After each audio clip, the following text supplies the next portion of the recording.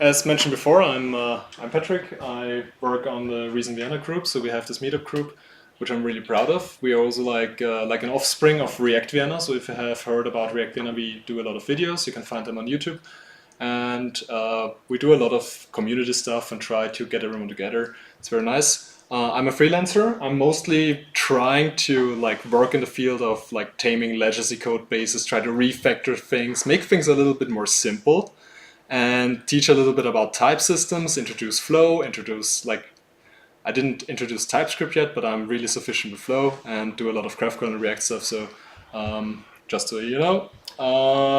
Anyways, I'm also working on this project. So just to give you a little bit of context where I'm coming from, because a lot of people are like, oh, here's the thing I'm talking about, but it's irrelevant if my context fits to your context, right? You should not just believe everything you hear, right? So I'm working on this project, which is open source. It's called Lagoon. So one of my clients is working on that. They're like a huge hoster. They host OpenShift clusters on many parts on the planet. And so what they tried to do was to build a system which parses a Docker Compose file. So if you're familiar with Docker, they parse a Docker Compose file for a specific project. And they build the images separately and deploy them on an OpenShift cluster, which is something which, strangely enough, doesn't exist yet. And for this thing, we need a lot of services, like a lot of microservices which need to talk to each other. We have webhook handlers, like to receive webhook things if something needs to be redeployed. Or we have an API, which is a GraphQL endpoint to talk to a CLI tool. It's similar like Heroku or something, maybe like this. And of course, if you have microservices, you need contracts in between them. Because if you never know what kind of data is passed through, and if you try to refactor stuff, it's really, really hard to understand what your change will break. For me, it's super important to have protocols, to have like a proper contract. In JavaScript, what we usually do is like, yeah, just pass a JSON object everywhere, just use MongoDB, I don't want to care about the structure of my database, just put it in there, which is nice for prototyping, don't get me wrong, I love it. JavaScript has its place, but if you need mission critical stuff like passing a GWT token and then do the authentication stuff, you don't want that to be breaking, right? It should be like super type safe. There shouldn't be any null pointer exceptions, stuff like this. So this is my context. So I love type checking and like static type systems, but I'm also really prone to this functional programming stuff. So Clojure, for instance, is a very nice way to program dynamically in a functional programming context. Anyways, my talk is going to be about making unreasonable states impossible. And just to begin with, because I like this a lot to begin with a motivational, tweet or something. So I was asking Jordan Walk and Cheng Liu, like those guys are on top of this Reason project. So Jordan is also one of the inventors of React, and he has been playing around with Reason. He is like founding the project and everything. I was asking if they have some nice motivational send like tweet for me, and like the first response was, oh man, on the spot it's tough, my best memes come spontaneously, so that's a pity. But maybe later you will see a more motivational one, we'll see. Okay, just to get you a little bit started. Alright, so the topic I'm talking about is quite well researched, so if you have been in the functional community already, if you have been using Haskell, if you have been using OCaml, there's a lot of videos out there already talking about this. So Yaron Minsky, for instance, he's like tech lead of Chain Street, which use a lot of OCaml. He's talking about like effective ML and how to structure your types. And there's also some really nice Elm talk, for instance, by Richard Feldman. He was talking about like how can we structure CSS in a way that we cannot write it wrongly, like pass a wrong attribute to CSS and stuff like this. It's really, really interesting stuff. So I just leave that here. You can check it out later. I will publish the slides after this. And what I try to do is, when I try to approach a new technology, I like to try things out. Because theoretically, it's always nice and handy, but in practice, it's usually different. So let's just play around with a tic-tac-toe game, right? So gamification is always nice, good for the students. So just to get you started, first attempt in JavaScript. So we have a React component, which is tic-tac-toe. And we have some state in there. So what do we have there usually? We have a board, we have a progress, like what's currently going on in the game, and we have a player, right? who is playing X or 0 or circle, X or circle. And the board is kind of like an array probably. So let's try to add some types there, because when you look at this, it's kind of like, it's kind of like hard to see what's in there, right? It's like if you have been using Redux, you have a store usually, and then you have some kind of arrays in there, and it's like, okay, it's null. So what? What's the structure? What should be in there? That's important. So let's add some types with flows. So first of all, we have these nice things which are called, I think, string literals. So we can have an X, an O, an empty, which is a token. Then we have a board, which is an array of tokens. And we have a player, which is also an X and O. And we have a progress, which can be turn, win, or draw. These are the three states a game can be in. And then we just define the state of this. So we have a board, which is of type board, we have a progress, and we have a player. But that's interesting, right? A player can be player or null. Why is that? Because sometimes you have a progress win. If you have a progress win, it's clearly a player in there. If it's a draw, who has won? Nobody. So it's very hard to say what is the player. So it's very confusing design. For instance, I can also just go ahead in JavaScript and just like unintentionally set the player to null, although we have a win. So who has won? I don't know. Then I have to guess. And then it's like, player null has won, which is terrible UX. Okay, let's try to refactor. We can still save that, right? We can still save that. So we make it a little bit more sophisticated. So what we usually will do is kind of like express it as an object, like an object hash. If you have been using Redux again, there is this kind of like intersection types where you can say we have a progress which can be an object with a type attribute. And the type attribute signals the kind of progress we are having. So we have a type turn, we have a type win, we have a type draw. And only in type turn and win we have a player attribute, right?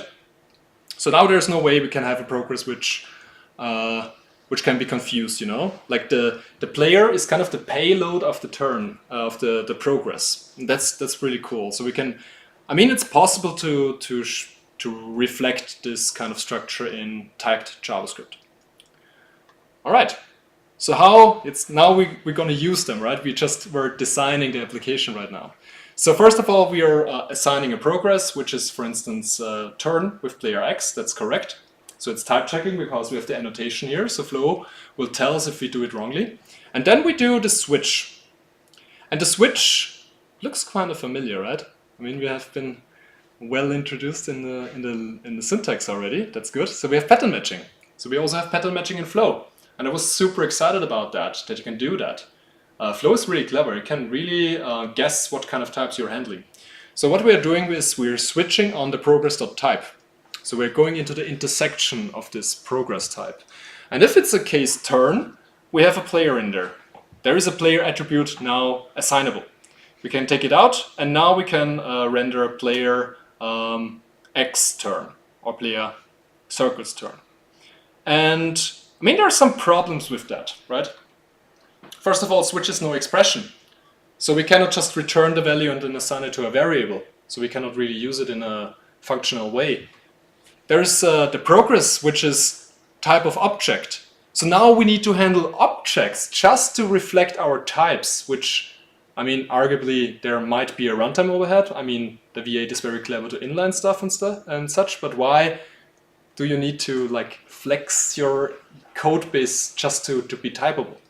And the flow infer can be kind of brittle. So sometimes you're just making a typo somewhere, and then it's like if you're unlucky and you use the value in a way that's still type checking, you will never notice the error. So that's also a bummer. And also, wait, did you notice it? There's a bug in this code. Win. Yes, it was win. So winner. And I'm using string literals because I hate like assigning constants like you do in Redux a lot. A lot of people are like having this actions module where they put in const add to do or something and then they assign it. The whole reason why they did it is because there's no code completion without types in JavaScript. So they assign it to variables. So you have another runtime overhead just to represent your types to your system. It's insane. Const enums, const enums. Yeah. I mean, TypeScript is a little bit better in there because you have enums. Anyways, so we have typos. And we have no checks for exhaustiveness. There is a weird trick where you can have like a, I don't know, some kind of weird default case with flow, where flow then realizes, oh, you're missing something, but I don't like to have this like hex in there. So let's see, yeah, and also verbose syntax, because sometimes you miss the return statement, sometimes you forget something, and then the code doesn't work as you expected. So let's redesign this whole thing. Now forget everything you see, and now let's start over with reason, okay? So we have a type token, which has these kind of tags. They are called tags, so they are not really a value, they are just a type. So we have x, o, empty. We have a board, we care about that later. We have a player, and we have a progress. And now we can see the full power of variant types, because these variant type constructors can have a payload. And if you remember what I said before, instead of having this weird intersection types with object structures, we can now cleanly just add this pipe operator. And as you can see, we can also have like the pipe operator in the beginning. That's nice, because now you can just like move the lines up and down or add some things without like, you know, the diffs in your Git changes. It's also nice. Just these little small details which make it really, really pleasant to just write data down line for line. And yeah, and now we have the state. That's it. And it's super safe. So let's see that in action. So first of all, we create a progress, which is of turn with X. So player X has his turn or her turn. And we switch on the progress. And then we can do pattern matching. The same way as we saw with maybe, with optionals, with some and none, we can do this with our types as well. And if I miss one of these cases, of course, it will yell at me. Also another thing, because it's a strongly typed language, here you can see we are returning a string. And since our player is of type, like it's like a variant, we need to cast it into a string kind of. So we need to have these utility functions. This is one of the downsides, but in my opinion, it's quite pleasant because the type inference is really strong. And another thing is that all the cases need to return the same type. This forces you to write simpler code. It forces you to not like return a number here, return a string here, return something here. You really need to carefully split up your functions in a way that's everything composable. I hope this makes sense. And here in comparison again, the verbosity of the JavaScript syntax and there the wonderful version of the reason syntax. So what about the board? Now this is the most interesting part about this whole thing, the naive addition. So first we make a board which is a list with tokens inside. Now we have a problem. So we can say okay, so this is a variable okay, which is of type board, and we just assign empty, empty, empty, empty. And there, it doesn't matter how many fields are in there. It can be 4, it can be 6. The traditional way would be 9. So it doesn't matter. It will type check. This is weird. So now we can have a tic-tac-toe board with 3 fields. Doesn't make any sense because we have 9 by default. Like I'm going the classical route with 9 fields, not the 3-dimensional cubes or whatever. So this would also type check, and this as well. Like I don't know. So it's probably the more generic way. So if you want to write really clever code, or if you want to write more like I don't know, build your own tic-tac-toe, and you want to have 9 or 20 fields or something, then you can write the logic for it. But you have a lot of cognitive load. It's like stringly typed in Unix. You always have to think about okay, how many elements are in this array now? Are there now 3 or 4 or 6? Does my function I apply to this board add more fields than I'm supposed to do? So you need to write also tests. You need to write a lot of tests to verify if your code is running correctly. And it's also potentially unsafe code, because if I'm trying to pick out a value, then maybe I'm trying to get an index out of, like, I use an index which is not valid, and then there might be an exception. Because in OCaml, there is also exceptions with certain functions. So let's try to make this unrepresentable. So first of all, we think a little bit more human, right? So what do we have? We have rows, and each row has 3 tokens. And this is the tuple type.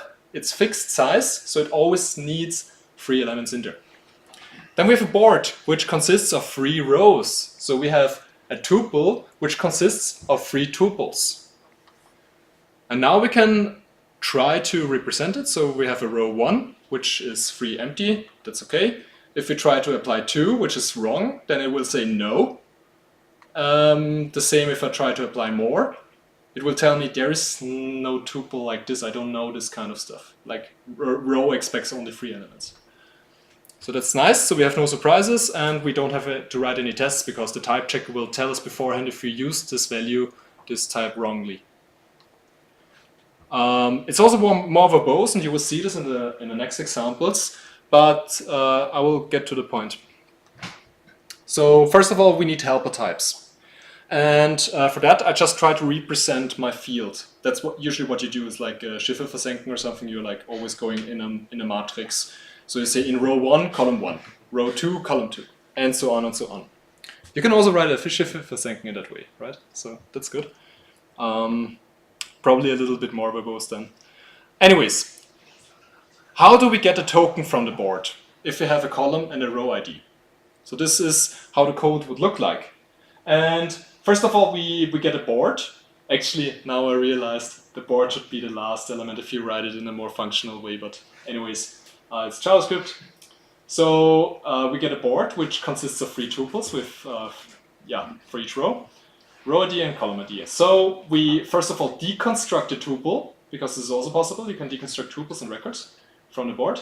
And then we make a helper function from row, which deconstructs a certain row, and it gets a column ID, and then we just switch on the column ID. So if it's column 1, we return the first value. It's like a matrix. You just return the appropriate value.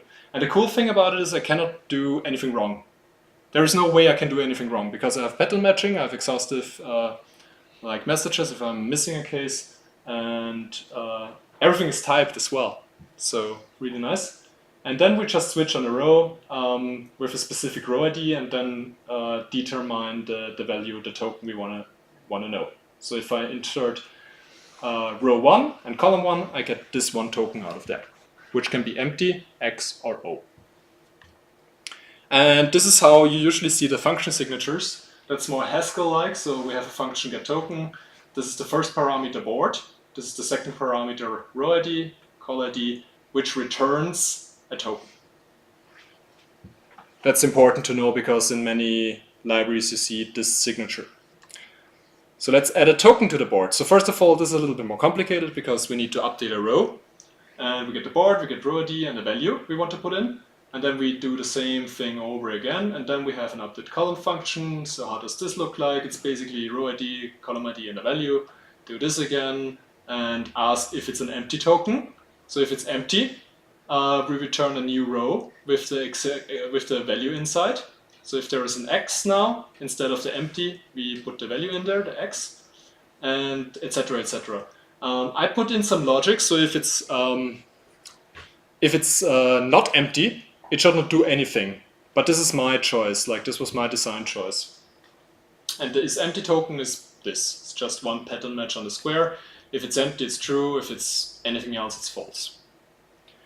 Looks a little bit verbose, but I wrote both versions. I wrote the more generic version with a list, and I wrote this version. And I prefer this version because it's really that simple. It's you can really tune out. You can just like write things. You're like, oh, you need to have a bigger concept. You're like, okay, what do I want to do? I want to get a value out of it, and I want to write a value onto the board. And then you just follow the compiler messages. It's so easy. It's really, actually, I think if we have AI to write code for us, this would be the way to do it. So the conclusion, we have a more rigid design. We are more keep it simple than don't repeat yourself, right? Because we need to write a little bit of boilerplate, but I'm fine with that. It forces edge cases to be handled. So what happens if I put in an empty value? Like in JavaScript, I would never think of that. I would be, this will never happen. And then after 3 months, you're like extending some feature, and then suddenly, why is there a null pointer exception? Alternatives, Because there's always like this one heckler in the audience, like saying, what if I want to make a tic-tac-toe with 20 fields? That's a good question. So you can also combine both worlds. You can write an API which is exposed as the tuple version. So this is one time you write very verbose code. And it's maybe also very tedious for users to use it. But you enforce that the data which is coming in has a certain structure. And then you can internally use a list and everything. Just do it like that. And then you convert it back and forth. So you have a board to list or a list to board function. So that would be like the combi. And now we come back to the more inspirational thing. Remember high school? Different solutions to a problem was fine, but different units in the end means you probably misunderstood the problem. So if I'm trying to calculate the square meters of a swimming pool and I suddenly get kilogram out of it, I mean, you can get a wrong value out of it. You can have like 5 square meters instead of 10. But that there's a possibility it might be true. But if there's kilogram coming out, then there's something wrong, definitely. And the same thing applies to types in programming, I think. So, do we have more time for one more thing? I guess so. So I wanted to show another example, just with async querying, but I had no server for tic-tac-toe. So I wrote a tic-tac-toe as a service thing. So, no, it's quite fun. I was like ambitious and I wanted to write it in OCaml. So we have a save, like it's actually only half implemented. I have a load function, so you can load data with a get request. The next step would be post data to it, so I can replay my game or something. That would be the next step. So reason frontend and a server in OCaml. And I wanted to have a loader component. So kind of like I have a loader and then I have children in there, which should be loaded with specific data coming from it. So the loader state, data option tic-tac-toe state, maybe I have data, maybe not, and loading bool, that would be something you would usually do in Redux, but this is not good. It's the same thing as with the progress and the player, right? You need to make it a payload. So let's do this. So we have our loader component and we defined something which is called remote data. What kind of states does a request have? It can be not asked, so I never launched the request. I have pending, it's currently loading. I have success, which was successful request, so I have my state. Or I have an error which contains an error message. That's it. So we have remote data, and this is our state. So the loader has the state remote data. And now in our render function, we can just deconstruct the state, pattern match on it, and then I can just decide, cherry pick what I want to react on. And there's no way I can do a mistake again. If I don't care about loading and error and whatever, I just do a default case. That's common. And I see this so many times. There's like, maybe you noticed, like in many JavaScript applications, you're having a search field. You type something happily in the search field and suddenly there's no data available. There's no data available while you're typing. And then suddenly data pops up and you're like, whoa, I thought there is no data. That's because they are like, in the render function, they're asking if data equals null, then show there's no data. Of course, but it's not right because I've never asked for data. So this makes it explicit. This is why I'm really excited about this. So yeah, so the source code, I don't want to like overwhelm you with the code, so you can check it out here. It's on my GitHub. And I really, really encourage you, if you're trying out Reason, go to the Discord channel. It's like, it's a response time of 1 to 2 minutes. Like you ask a simple question, you get it's like a bot. And sometimes like even Cheng and Jordan is like responding. It's crazy. It's really crazy. I really love the community. Okay, so that's it. I think the questions are later, and thank you very much.